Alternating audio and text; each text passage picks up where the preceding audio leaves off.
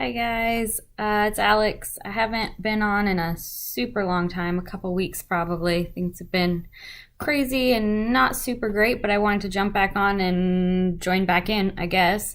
So I'm gonna answer just a bunch of random stuff from videos that have been posted over the past few weeks.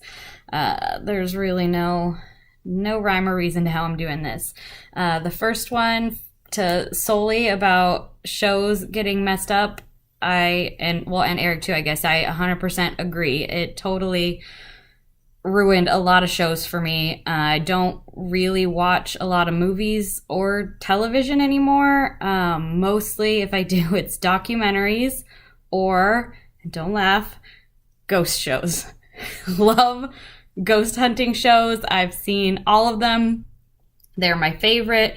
I don't actually believe in ghosts, but I love history, and I maintain and will maintain all of my life that if you want to know about the history of a place, the best way to do that is through ghost stories, because I feel like ghost stories are the telling of the people that lived in a place, of how they lived their lives, and like what scares people now, and I don't know. I'm obsessed with ghost stories. I love watching ghost shows.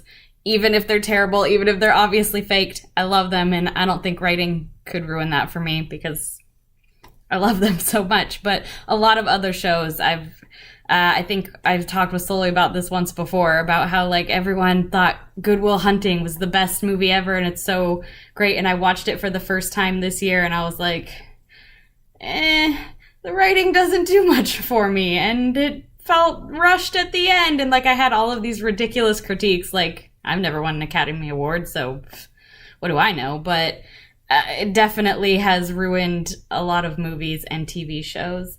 In response to Emily with the craziest thing that you've ever written, I thought about this for a long time. I even went back and looked at stuff because I was like, I don't know, what is the craziest thing?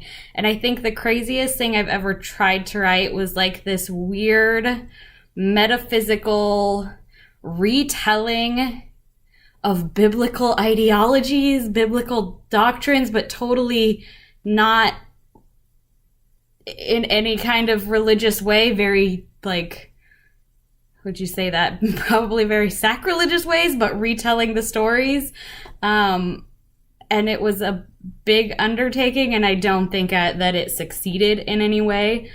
But going back and looking at it, I can see, I'm like, I see what I was trying to do, but I just wasn't quite getting there. And obviously trying to retell the Bible is it's a crazy thing to try to do. And then an answer to Eric with resources that you use. I feel like I've tried a lot of different programs like the Hemingway and Grammarly and any other free ones, and they were all crap. None of them really worked that well for me. I feel like the best resource that I have for improving my writing has been my actual writing group, the Round Rock Writers Guild, that I go to.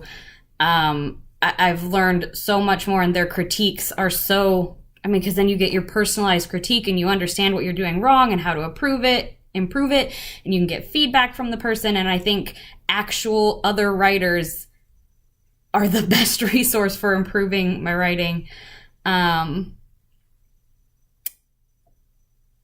And I can't remember what else I was going to say. I should have taken better notes on all those videos I was catching up on. In regards to resources, when I was using a lot of the apps, I would complain constantly about how they weren't working for me. And I kept trying to convince my husband, who's a software designer, to make a better literary app. I was like, people will pay money for this if you can make one that actually works. But so far, he's not interested in doing that. So if you guys know any software designers, you should also try to convince them to make better literary apps. And I guess that's all I had. I don't really have any questions. I'm just trying to get back in the conversation after taking a break for a couple weeks. So it's good to talk to you all, and I'll see you again soon. Bye.